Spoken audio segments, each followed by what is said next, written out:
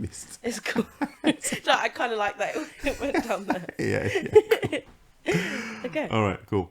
Hello again and welcome to another episode of 7th Century Music. I'm here with the wonderfully talented Ashaine White. Ashaine, welcome. Hello. Thank you for having me. No problem. Thank you for joining us. Honestly, I know you've been doing a lot. Yes. You've been running around this morning. Yeah. Because you've just been in LA. Yeah. Right? And touring and doing all kinds of stuff, performing. Can you tell us about that? We might as well go into that because Yeah. Well, I was actually, I always say it's LA, but I was in California. I was in the desert in Joshua Tree. And I just went for a writing retreat, basically. It was really cool. It was like a yoga retreat, but songwriting instead. Like, we didn't do any yoga. It was more like writing, but not in like a camp setting. It was like, if you write a song, you write a song. It doesn't need to be a hit. It doesn't need to be for anyone. Yeah. And there was just loads of people from like LA and Nashville. Me and my producer that I work with, Jibby, were the only people that from England there. Uh-huh. So it's cool. We were like kind of like from across the pond. Yeah. We were only there for 3 days because we had to come back and do work here. Yeah. So it was like go over, kind of adjust to the time difference, and then come back straight away. But it was incredible, like amazing opportunity. Yeah, no, I can imagine. I mean, I know GB obviously, and he's I've met him a few times, and you guys write a lot of songs together, and you tour together a lot. Yeah. Right. Yeah. So how was that? What kind of spurred that on? How did that come about? I got management like kind of at the top of the year, which has been good because I've been managing myself like basically forever. Still now, but now I have some help. Yeah. And he just kind of set my music around, and the person that put the retreat on like heard my music and was like, "We love it. Does she want to come?" Great. And I was like, did you perform over there as well? While you doing yeah, it? it was kind of like write songs in the day. Okay. And then whatever you write that day, you performed in the evening. Right. So it was like you don't have time to rehearse. It was just like write a song, play the song, write more songs, play the songs. Oh. So we did that, but we didn't do any like gigs out there. Okay. Yeah, it was really cool. That is awesome. That sounds like a great experience, honestly. Yeah, but I know this is not the first time you've been to the States, right? You've been there quite a few times, right? So I was in LA in March this year as well. That was actually my first time in LA. Right. But I've been to America before, just on holiday and stuff. Yeah. But yeah, it was cool. I like LA. It's a really cool place for people that are kind of making authentic music because it's so big. There's never anything that they haven't really seen before. So, sometimes in London I struggle as like an alternative black musician, but not really alternative in the sense where like, I'm wearing chains and studs everywhere. Yeah, got the tats and stuff like that. Yeah, it's more alternative in an attitude. Yeah.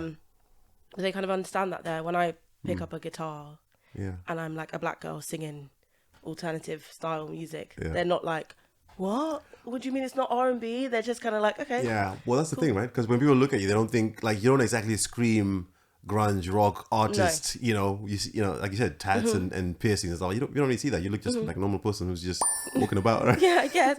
I mean, I think I have a little bit of an alternative like style, I guess. I mean, when I see you perform, definitely. Yeah.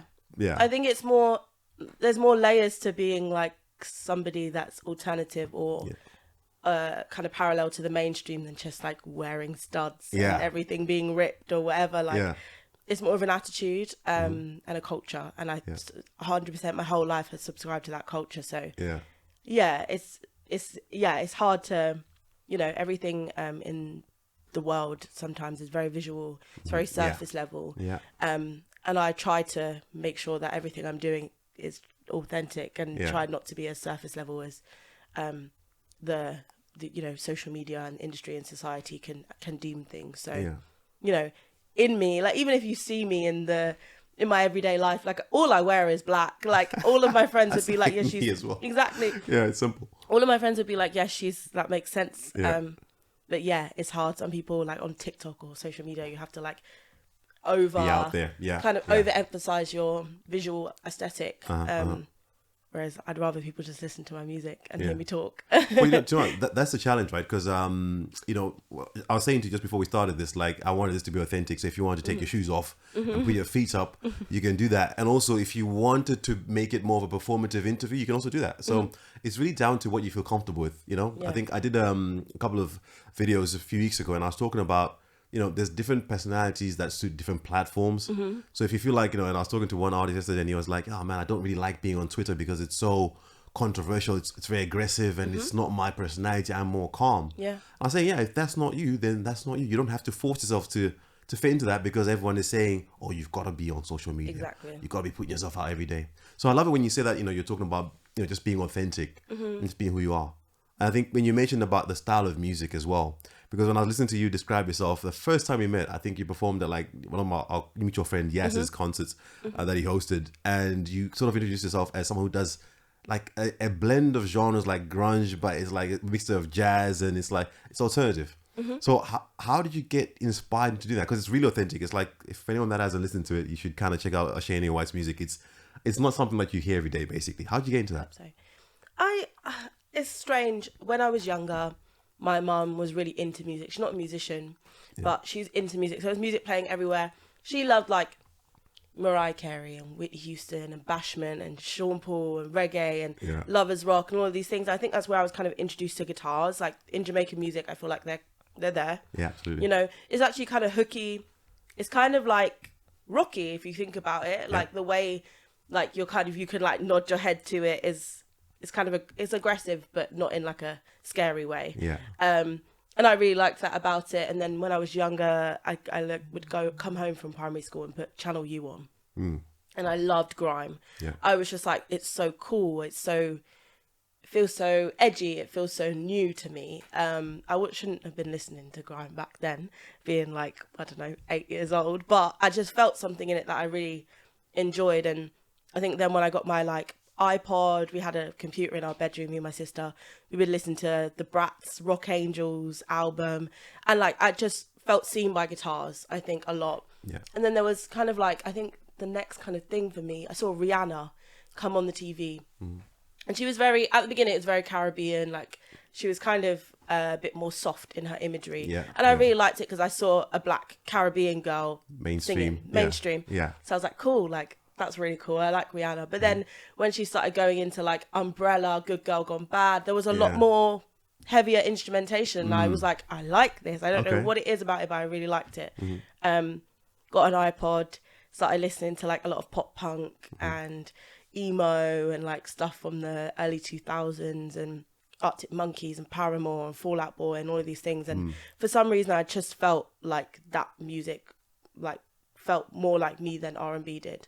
All right. Okay, not that I didn't like it, but it just I just was like, I love the guitars, I love the way they sing, I love how it's aggressive but also emotional. Yes. And then I went to study music when I was quite old, actually, when I was like 18. And then I kind of discovered jazz and neo soul, and I was trying to find my voice a bit more.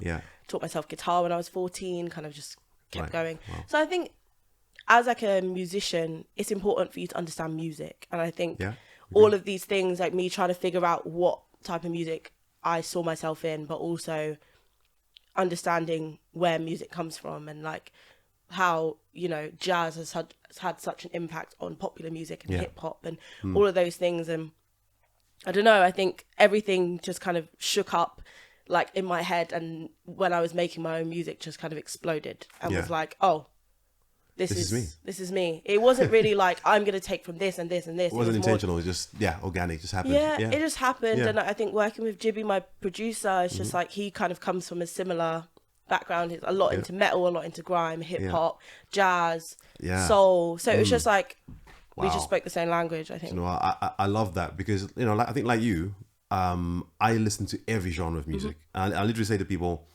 I love all kinds of music. And it's hard to believe that, a lot of people go, what's your favorite genre? It's like, I can't choose one. There's so much good music. And so as an artist who's like that, who kind of feels like, that'll no doubt have an impact in how you make music. Because like I've heard a lot of your music and I definitely hear the more soulful, jazzy like type of singing. So when you play acoustic stuff, it's like, I can really hear that. And then all of a sudden, you're thrown into a different world when you go into some of your more fully produced kind of stuff. And then it's like, oh, okay, this is different, and it is aggressive. It is aggressive, but it's also simultaneously emotional, as you said. So that's dope. So you released a first album, like I think Fairy Tales, 2021. 2021. And how was that experience? Like, what was that like journey towards doing that, in terms of like just leading up to that point? When I was studying, I studied kind of like professional music, more to be like a music professional, like a session singer or backing vocalist. That's kind of what I wanted to do. Songwriting, I saw the art in songwriting, but I felt like at the time when I was, I don't know, 17 to 19, 20 maybe, I had nothing to say. Like I was just like, you know, I had a little car, I was working in Nando's, I was trying to be a singer, but it wasn't like, I don't know. There's not enough depth you think you could give to your audience. And I felt like I didn't really understand what I was writing about yet. So I was really into being a backing vocalist because I love supporting. I love vocals. I love using my voice as an instrument.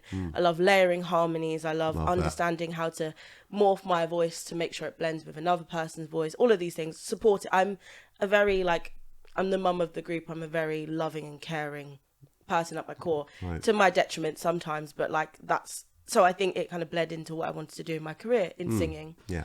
I wanted to just support. And and I think when COVID hit, I just finished university in 2019. I was teaching singing. Okay. I was doing gigs here and there, trying to build my session musician career. Yeah. And obviously when COVID hit, it was like, that doesn't exist anymore. Yeah, you're alone kind of thing. Yeah, I was alone. I also like to keep myself very busy. I'm just like always doing stuff. I'm a hustler, like proper, like, because I love what I do. Yeah. But I couldn't do any of that stuff anymore. So I kind of had time to think. And I was like, let me stop. I was kind of wrapped up in like neo soul world a lot. And I love neo soul. But again, I was seeing bits of my personality, bits of my musical identity, but not all of it. So I was like, something's missing. And it kind of led to a block in me writing songs, I think. Because I would listen to a lot of like R&B or neo soul stuff and I'd be like, the songs are nice, but like the lyrics mean nothing. Yeah. And I was like, what is it about these songs? I was like, I'm going to try and write one of these songs in my way and see what happens. Yeah. That ended up being Prince Charming. And I was like, I think I like this song. I was like, I think this is pretty cool. Like that was in uni, so that was probably like 2019, top of 2019. I actually wrote it for my final assessment. I had to write an EP. Okay. Yeah. Me and Jibby had been in the studio since like 2018, just playing around with ideas. I'd written Cookie Cutter, I'd written Gone, I'd written Prince Charming. And then lockdown happened. I kind of sat down and I was like, who am I? Let me think about what I've loved and what I still love from the time where I was 12 years old and playing around with music to now being a semi-pro musician. Yeah. And really, my guitar was kind of sitting in the corner of the room, untouched for a few years because I didn't feel like I was good enough to play jazz and neo soul songs because they're really... Jazz is really difficult, yeah. Very complicated. Although I feel like I had a basic knowledge of things that I needed to not be like flashy, to just kind of do what I needed to do. You're able to start and write music. Exactly, and that's what I did with Prince Charming. I was like, like they're all major 7 chords, like, you know, minor 9s and all of these things, but just ones that I needed, you know? So my guitar was kind of glistening in the corner, like, come to me, come to me. And I kind of was like, okay, I have so much time on my hands. I'm kind of going a bit crazy, not having anything to do. Let me pick up my guitar. Is this the silver resonant one? Is that the one? Or... Yeah, the white and gold, my Epiphone, which I'd bought because I was like, I'm going to play more guitar, and I just never did. You have to buy it, right? Yeah. I was like, I'm going to get a proper guitar, I'm going to play guitar, and I just didn't. But COVID gave me that time to really like sit down and be in tune with my instrument again and figure out what chords I needed and what sounds I wanted to make and how I wanted to play guitar. Yeah. From that, I sat down one day, and from that I wrote Right Here, which is on Ash. Oh, right, yeah. Second album that just released in 2023, right? Yeah, it just came out in 2023, but I wrote it in 2020. Yeah. And I was just kind of like, I feel like I've got a few songs. Went to Jibby. I was like, a lot of my friends at the time were releasing music. I was like, I want to release music. Like, why not? You know? Yeah. I think I just released a single, Inhale, Exhale, in February. I think it was February 28th of 2020. So it was like a few weeks before lockdowns. So and I was... It was like I'm gonna do this. Then the world was shut like, down. Bang. Yeah. And Inhale Exhale was cool, but if you listen to it, you can tell what world I was in. There's definitely like the sprinkles, like the beginnings of the sound that we've created. But you can kind of tell what world I was in there. I wasn't playing guitar. Yeah. It wasn't even really guitar led. It was kind of keys. Yeah. And then I think I was like, okay. After COVID, everything happened. Let's put the music together now while we have time. Get an EP together and release it into the world. So 2021, October, we did it. We put it out in the world. I had Cookie Cutter, which I'd written on guitar, Prince Charming, which I'd written on guitar, but we put on keys in the end, As If by Magic, Gone, which was like a real like turning point, I think, that song, and Cookie Cutter, I would say. And then one more, I've forgotten what it is. Cure. Yeah. Which is another one that I wrote in lockdown okay. on guitar by myself. Yeah. I think Cure was the catalyst to being like, let's release this. This is it. Yeah. Yeah. So yeah, Fairy Tales 2021. Yeah. That's so that was interesting because, I think, like you said, COVID hit for a lot of people, and a lot of people had to adjust and go, what am I really? Unfortunately, some people were affected negatively. A lot of people were. But I think when I heard a lot of creative people, when I spoke to a lot of creative people, because I think a lot of us are introverted, right? Even the ones that are seemingly extroverted, we like to be in our own space. That's where we create. That's where we find a lot of energy. Sometimes, it's weird because I'm like, I wish I was one of those like introverted creators. I'm not. I'm an extrovert, and I really like need connection. Yeah, like need it, and I think that's why I do what I do, because I get energy exchange from being a performer, like whether I'm singing my own songs or somebody else's. So it was actually like a bit of the opposite for me, because I had to become introverted because you're forced, right? There was no one. Absolutely, my partner and my family and my friends, like, but I couldn't even see them in person. And that was really like crazy for me. It was like, I have to spend time in my own head, like in my own. That's something that we don't think about. I mean, I take it for granted because I'm more of an introverted person. I like to create in my own head, in my own space, and I can do stuff. And I'm just like, this is my space. But I mean, like you said, I mean, just being forced to, ironically, being forced to stay in your own head, in your own space, not be too busy, and then actually kind of born some creativity that really was not dormant. It was there, but it just was forced to come out now a little bit sooner. That maybe would have if you hadn't had that. Because sometimes you're doing too much, right? You're doing too much. You're constantly collaborating. Like you said, if you're the mom of the group and you're constantly supporting and being supportive and writing and co-writing, you never really kind of think about me. What am I supposed to do? And what do I want to do? So it's interesting that you discovered yourself that way. I think that's cool. I think, I think it was, I mean, the age I went into COVID, 22, which is like such an age to like, I don't know, come into yourself a little bit more. Yeah. You know, I'm in my really early 20s. I'm figuring out who I am completely as a person.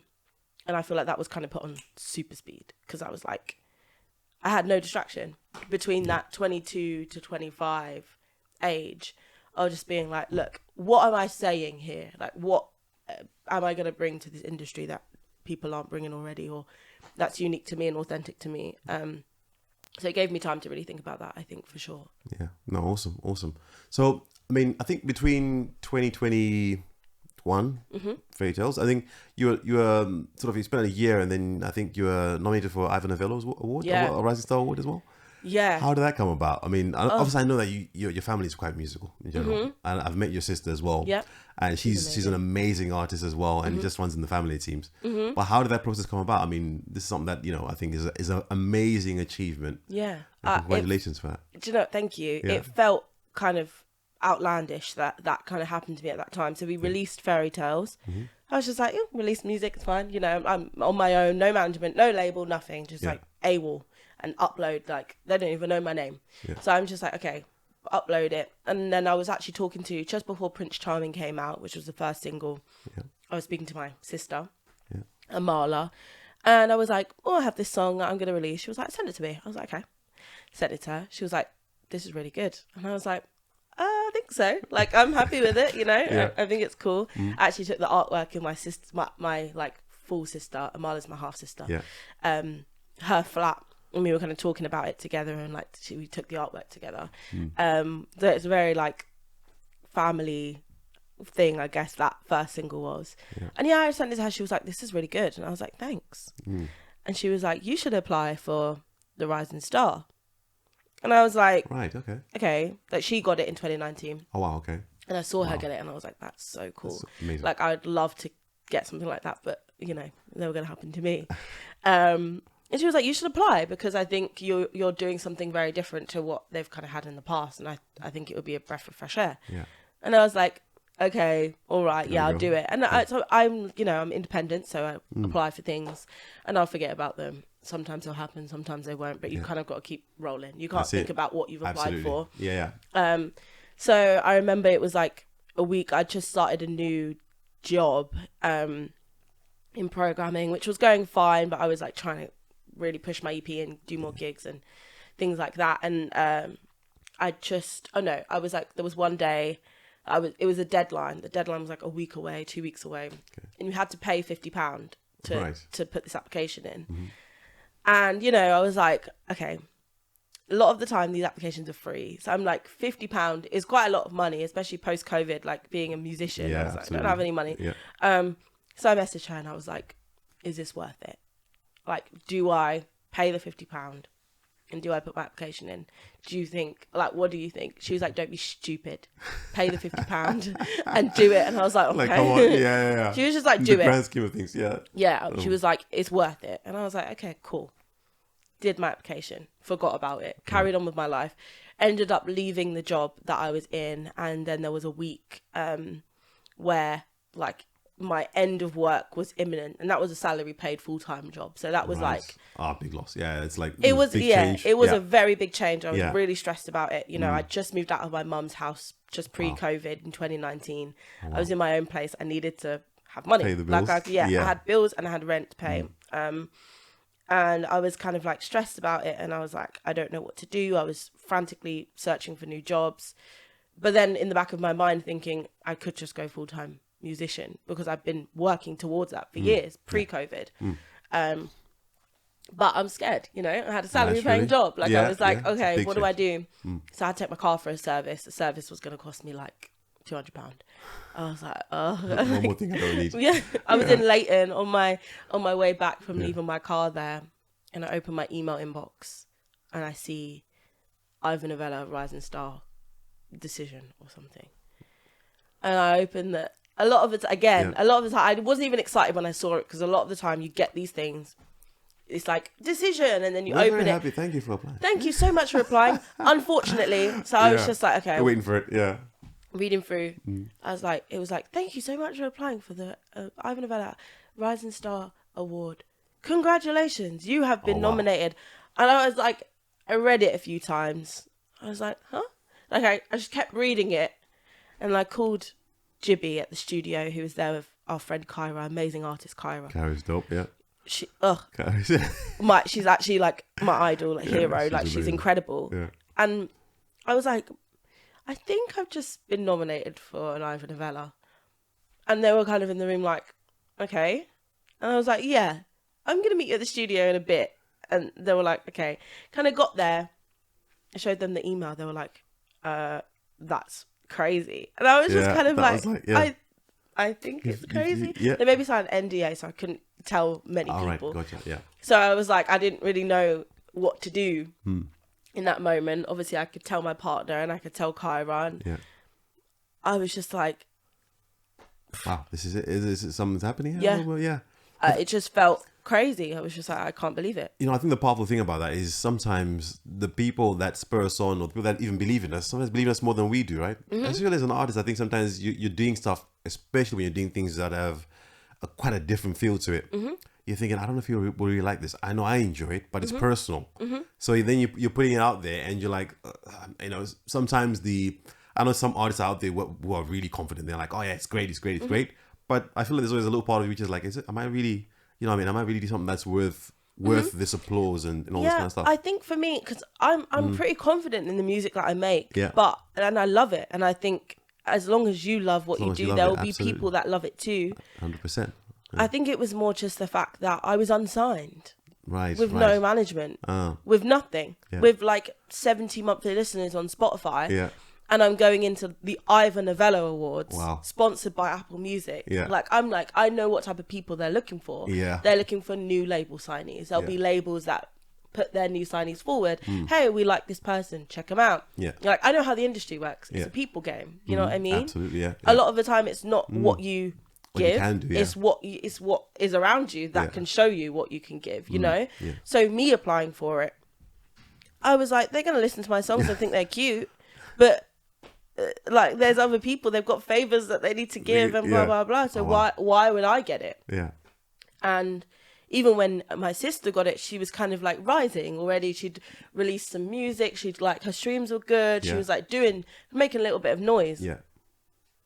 I was doing my thing. Yeah. Wow, it is. Yeah, it's a different story, right? It was a different story. Yeah, it was like, you know, I got some PRS funding, a little bit of PRS funding for that EP, but it wasn't anything like crazy. It wasn't major in your eyes anyway at the time. No, it was just, obviously any support is support, but it was just like, why would it be? Why would it? Yeah. Not because I wasn't good or confident in what I was doing. I was just like, that's not what they're looking for, maybe. Yeah, I was just like, imagine that's like me applying for a Brit Award or applying for a Grammy, Yeah. and then just getting it. That is shocking. I mean, when you're starting out early, like you said, it's really shocking to just kind of go, well, surely there are more people who have this, you know, like you said, who have more on the line. They've done more for the, you know, et cetera, et cetera. So I think that's really amazing. Honestly, I think that's really, really amazing. So I know that you're confident, right? You know what you're doing. You studied music and you want to teach and everything else. Now, at what point did you think to yourself, okay, well, after quitting the job, obviously you've quit now, right? And you're doing music full time pretty much, right? And so now that you're doing this, what is like the process for you? Because I know a lot of people think, well, I'm going the indie route, I'm going independent, or I'm going to be signed. What's the angle for you that you want to approach? How do you think you would like to go, ideally, in a perfect world? Authentically. Yeah. And I know that it feels like quite of like a cop out, but I was speaking to a guy called Ian that I met in America, and he was saying sometimes he just like follows a tap on the shoulder. Okay. That he gets from the world or the universe or whatever. Yeah. It sounds a bit flowery, but I follow my intuition. I believe that. In every way. Yeah, yeah. And every time I followed my intuition, I've arrived in a place that I'm supposed to be in. Even like deciding to leave the job. If I didn't leave that job, there was a whole like 2 weeks of stuff to do with the Ivor Novellas. Yeah. Like the universe maybe would have given me that opportunity, but then I would have had to have fought getting time off work to do it. Absolutely, yeah. And I've always kind of just been like, no, I think it's the time to do this. I think it's the time to not do this. I think I should try this. I should not try this. Yeah. So I think with the rest of my career and especially how it's going right now, I'm just following that tap on my shoulder. And, you know, in the core of what I do, like I call it grunge soul, not because it sounds exactly like grunge, but it's an attitude of the underdog rising. Gotcha. Yeah. Of the attitude of, you know, DIY, and everything I've done is DIY. Like I don't think anybody could tell me otherwise. Yeah. I'm just really trying to do it and hustle and get there. And whether that means I sign to a major and I, you know, even if you sign to a major, you still have to hustle. Do you know what I mean? Absolutely. It's just a bit bigger pot of money realistically. Or I sign to an indie and I go through, you know, distribution, label services, indie, but whatever. Like, I think really I see myself as an independent artist. I see myself as somebody with backing and support, but maybe not commercialized support or, you know, I don't need to be Beyonce. Yeah. You know what I mean? Yeah. But I would love to be Radiohead. Do you know what I mean? I'd love to be Leanne Havas. I'd love to be Ella Fitzgerald, people that have made a difference and you hear their name and you're like, oh yeah, I know them. Yeah, absolutely. But don't necessarily need to be on the radio 24/7 or shoved into everybody's faces, you know? Yeah. So it's so hard to like say what could happen, because I could say I want to be signed to an indie and then tomorrow get a really good offer where I get to keep my creative control and I get, you know, a good split of the royalties and things and I get to work with an A&R of my choice tomorrow. And then why would I say no to that? Absolutely. I mean, the world is changing and I think people are recognizing that. Even the labels are recognizing that, you know, the leverage is slightly shifting. It's always shifting majorly. And if you develop your own style, your own following and all these kind of things, and really you're a partner, isn't it? You're not necessarily just coming there to be given things. You're also offering a lot. You're creating something for the label themselves as well. So I think that's very good to acknowledge, and I think it's important for you as an artist and for all artists really to just know how much power they have. And I think that's what we neglect sometimes as artists, to say, for sure. Like, listen, if we didn't put out this music, if you didn't do what you do, there's a whole genre that you're maybe starting that people have never heard of. Yep. So it's not something that people can just go, oh, you know, this is something that someone is doing you a favor. I think it's a massive blessing. And I think you know, one of the ways that I look at like our abilities and our gifts, I think we're like, you know, I always like to use the analogy of ants. Like ants have got their purpose, and each ant is a soldier ant, there's the worker ant, there's, you know, the nursing ant and everything else like that. In a much more complex way, we are like that as human beings. So when you give the world your art, your craft, right, it enriches the ecosystem of the creative like sphere, basically. And I think it's a shame that, you know, we have a lot of artists who are talented and either can't find a way or don't know how to find a way, or just get, you know, unfortunately maybe chewed up and spat out at the wrong side of the tracks, and it destroys them in some sort of way. So I think, you know, to have speaking to you, I've known that you have a level head on your shoulders, and you approach things from a very, very mature way, open-minded way, and knowing the real reality of things, and not trying to be too dreamy about it, like, oh, I need to be a millionaire and all that kind of stuff. I think that's really, really crucial to kind of be on and to understand. So I think as someone who teaches music, who taught music, do you still teach music at the moment? No, not anymore. But so I loved it. It was really fun. Yeah. And I think it's important to impart that, right? So what would you say? I mean, if you put your teacher's hat on right now, or your mentor's hat, let's say you're mentoring someone. And someone who's coming up, what would you say is advice you'd give to them? I know being authentic is an easy thing, but it's kind of broad. Yeah. But what advice would you give to them? Whether this be practical or if you want to be just more spiritual, you can be. I'll just leave that to you. But what advice would you give them? I think one thing that's really important is, as long as you like what you're doing, you'll continue to like what you're doing, and your audience will like what you're doing. I think my whole thing is I really try not to be put into places that I do not want to be, whether that's a box, whether that's a stereotype, whether that's a room, whether that's around certain people. I think it's try to always follow your intuition, in the sense that if you feel uncomfortable in something, or if something's not being forced, or if something's, whether it's your sound, whether your voice, like whether when you're singing you're straining, is that the place that your body is telling you you're supposed to be? Is that the place that your mind is telling you you're supposed to be? Are you receiving energy just as much as you're giving it? Because if it's one-sided, it's never going to work, you know? And that's even say if you're an artist and you have a manager, and your manager has to call you every day to go to your things, to get up and make music. Do you want to make music? You know, realistic. I know it sounds harsh, but if somebody has to tell you to do what you're doing, do you want to do it? And why don't you want to do it? And the same way, if you have to tell your manager, come on, think about me, or your label, come on, think about me. Are you in the right place? In the right place, You know? So I would just say, as long as you're doing something that you feel like, whether it's, you know, making straight ahead R&B music as a black musician, or hip hop or rapping, as long as you feel yourself and see yourself in that space, go for it. If you don't see yourself in that space, don't do it. Don't be told that you have to do anything that you do not fit into, you know? 100%, and then any other advice is, I'd say nobody cares about your music as much as you do. Very good advice, the harsh reality, but so really think about what you're doing, and try to promote yourself as, you know, the only person who really truly knows and understands your music, and try and center yourself around people that realize that you are the gatekeeper of everything that you have. And have fun, man. That's great. That's always great advice. You must enjoy what you're doing, right? Like, why are we doing this if it isn't fun? Like, have fun. Music is fun. And I have to really, like, remind myself sometimes when I'm sitting playing guitar and I'm getting stressed that I can't play the chords. Like, whoa, relax. Like, you're supposed to be having fun here.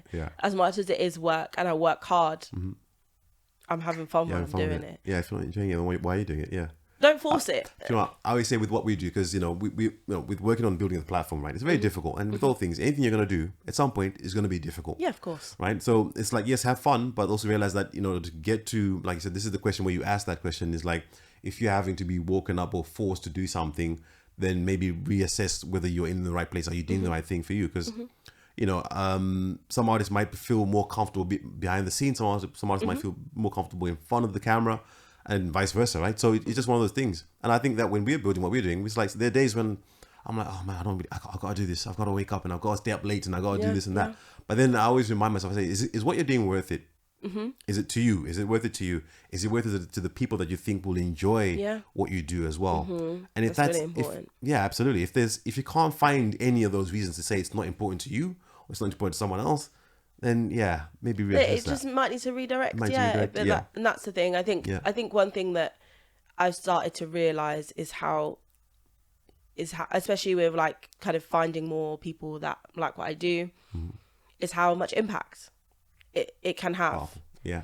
And that's really powerful. That's really powerful. Yeah. And I think as artists and singers and even influencers and people that are in the here and have something to show, that's really important to realize the impact you have, whether it's positive or negative. Yeah. Like the other day I did a gig in Leicester and I met a beautiful 10-year-old girl, which flabbergasts me when there's people that are younger than me that look at me and see something in me in any way. Like that is such an honor to be by a 10-year-old person who doesn't even have, she didn't have Instagram, she doesn't have any of those things, came up to me and she had the confidence, bless her, as a baby, to say what she enjoyed about my performance, to say how she felt about my performance. And that made me it almost like it gave me full body shivers. Like it gave me so much of what I needed from what I'm doing. And I'm not gonna lie, I don't make music for kids. I wouldn't say I make music for kids, but the fact that this 10-year-old girl saw something in me that she needed to see in herself was really important. Absolutely. Even if it was to I was doing a cover song and she said to me that I made a song about the weather mean more than just about the weather. I didn't change any of the lyrics, you know, it's still a song about the weather, Here Comes the Sun by the Beatles, but it made her think a little bit more deeply into what that could mean. Yeah. And kind of opened and expanded her expression. Yeah. And that felt really important to me, but it also gave me this moment. I was sitting on the train going to Nottingham to go to my hotel and I was like, that's really powerful. And I need to be really wary of how that power can translate to people, and that you know, ability to speak on that platform, even through not even saying words, through singing, not even through singing my own song, through singing somebody else's, you know. So it's really important, I think, over the past few years, as I was going through that 22 to 20, I'm 26 now, kind of phase, is me trying to figure out as much as why I'm doing it, why for myself, why I'm doing it for the outside. And for me, I think it's really important for Black girls, Black boys, Black people to see themselves not in stereotypes of how society sees them. 100%. And if you want to be something and you have a mixture of all things inside you and you like rock music and you like quote unquote white people things, whatever that is, like that doesn't mean anything. Absolutely. And don't let that be the thing that stops you from finding your authentic self. So I think in everything I do now, it's just, it doesn't matter, like anything. I just want people to know that authenticity comes in all shapes and sizes, and just being one type of Black girl or one type of Black boy or Black person doesn't need to be your existence. No. And it's not that I'm like whitewashed in any way or I don't love my culture. I'm a Jamaican through and through. Don't get it twisted. But it's also, I know I have layers as a person, and the music industry needs to understand that Black musicians have layers, and there's loads of things that we like. So that's powerful, because what you said there is superbly powerful. Sorry for cutting you off, but no, it's okay. I think that's really, really important, because like I said, the stereotype of what is normally shown in media is portrayed, oh, well, you know, you're a Black artist, we want you to be more modern, more urban, that kind of thing. We want you to just, And so I love that you say that, because like you said, when that young girl looked at you and go, oh, well, I can be something different. I can be Ella Fitzgerald. I can be Nina Simone, who's singing music, then she doesn't sound as maybe sweet. Her songs are very depressing in a time where people are singing all these love songs, and her songs are completely emotionally, and that's different. And you can feel comfortable in saying, oh, this works. This is how I feel. I can do the same thing. Exactly. I feel in type of way. Wow. Exactly. That's powerful. And I think the more acknowledgement you get, the more applause you get, you become, as you said, more aware of the impact that you have on people. I remember I was at a function, and we were as an artist function, and we were networking, and there were people who were artists and people who weren't artists. Most people were artists anyway. And I remember speaking to people, and people were dancing and doing all kinds of stuff, and I was like, oh, people performing, freestyling, and doing all this stuff. I remember thinking to myself, you know what? It's so interesting because I caught myself thinking, 5 years ago, I would not have been doing this. I would have been doing something completely different. So what happens then now? Because I always think about this in terms of like, I'm always very conscious that as probably you are conscious as well, about how as you get more acknowledgement, people see you.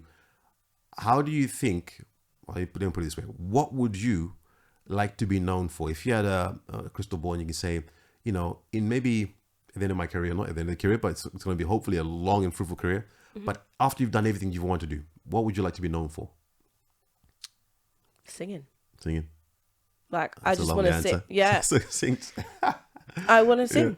Yeah. Like, and I'm, you know, everything that I'm doing, I want to sing, and I want to showcase Black alternative music. Right. That's it. And it's not even like I want to change the world. I want to blah. It's wonderful. You know, that might come with the things that I do, but really, if anybody sees me do something, I want them to be like her voice, her songs, her exploration of music genre, her, you know, everything that I'm doing. When I think of like Radiohead are one of my favorite bands. Right.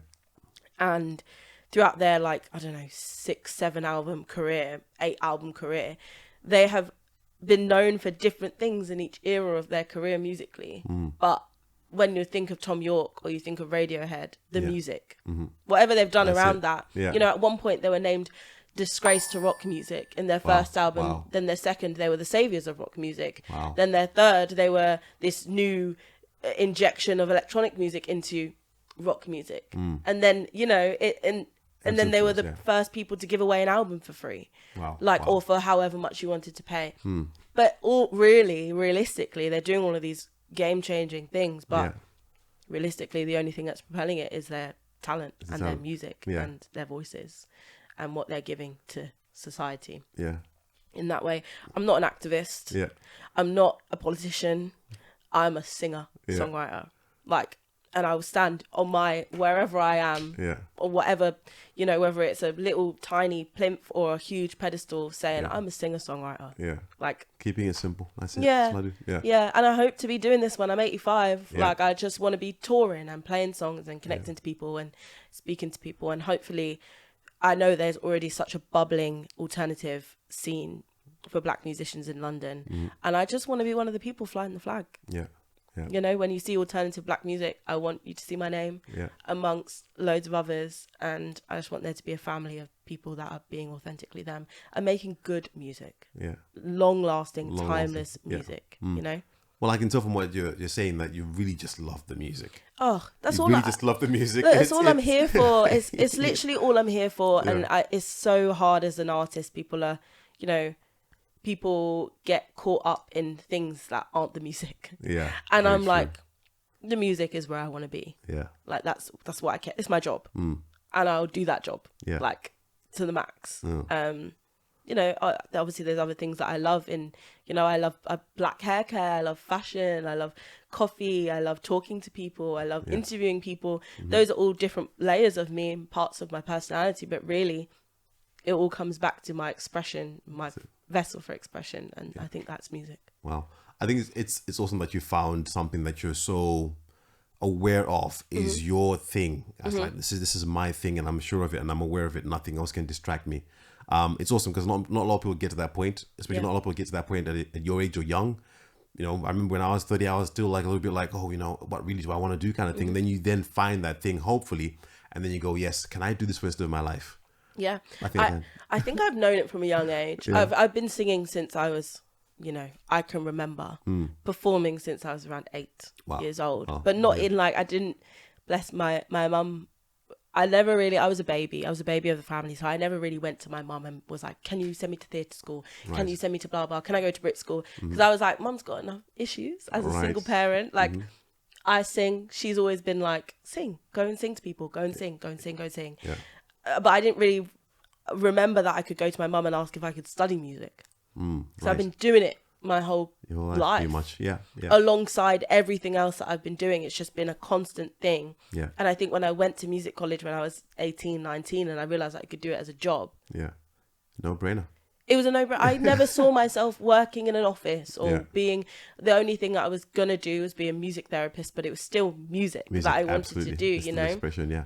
And mixing with like my love for human behavior and sociology and psychology and things like that. But as soon as I was told I could make money from singing, I was like, okay. Yeah. Duh. Yeah, like, I can still get to connect with people the way that I like to connect with people and make the thing that I love to make is the most, right? Whether it's singing other people's songs or singing my own, I'm there. Like, ask me to sing, I'm there. You're there. Right. Awesome. Yeah. Yeah. I'm lucky to get to do that. Very, very. So what's next then? What's coming up? Ooh, what's next? Yeah. Oh my gosh. So I do have a headline show next Thursday. Okay. Next Thursday, yeah, we're not in next week yet. Yeah. Which is exciting. That's kind of my big band one of the year. So we're really gonna rock out, and that's exciting to kind of have the band with me. And then just more of the same. We've got an EP in the waiting in the rungs. We're just trying to get it to more people. So we're just trying to find some, some distribution stuff. Cool. And then, I think I got some PRS funding, which is helping with that EP on Power Up, which is amazing. It's about Black creatives and powering up the next generation of Black creatives. So I feel very honoured to be a part of that cohort. Yeah. Yeah. More music, more gigging, more singing. You'll see me about just everywhere, hopefully on tour, hopefully just manifesting fun things. Absolutely. I think a lot of that is going to happen, and I'm hoping to see you as well soon because I'm always in London, so I'll definitely pop around to one of your shows and definitely come and see you guys, JB and all the rest of the crew as well. It'd be good to see you guys again. Yeah. So just for the audience, where can we find you? Socials. Yeah, you can find me everywhere at Ashaine White. Ashaine White, like the colour. Literally Google search me. Mum did a ting with my name. I'm just right at the top of every Google search. Page on Google, perfect. Yeah. SEO your name is. Yeah. Mum was thinking when she named me, she was like, oh, young baby SEO. Ashaine White. That's what we need. I wish all parents were like, my mom, I'll tell you, amazing. Tawanda's like so common. It's like, page 150. It probably is common somewhere else. In England, maybe not, but I go to somewhere in Africa or in Jamaica, they're like, oh, Ashaine, So, you know, you can find me everywhere there. Yeah, awesome. And I'm about. I'll leave your links below the description anyway, so people can find you easier. Anyway, not have to search through Google, and we'll find you on all your socials there, and we can listen to your music as well. So if you haven't obviously already listened to Ashaine, then I'd advise you to go out and check her out on every streaming platform that's available. And I wish you all the best, Ashaine. And I think thank you. I'm so looking forward to seeing your journey.